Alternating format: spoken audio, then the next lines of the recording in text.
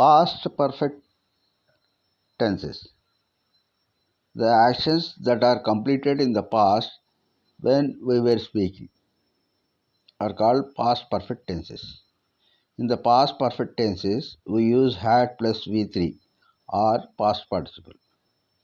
గతంలో మనం మాట్లాడే టైంకు యాక్షన్ జరిగిపోయి ఉంటే వాటిని పాస్ట్ పర్ఫెక్ట్ టెన్సెస్ అంటాం. పాస్ట్ పర్ఫెక్ట్ టెన్సెస్లో మనం had plus V3 or past participle వాడతాం. ఓకే.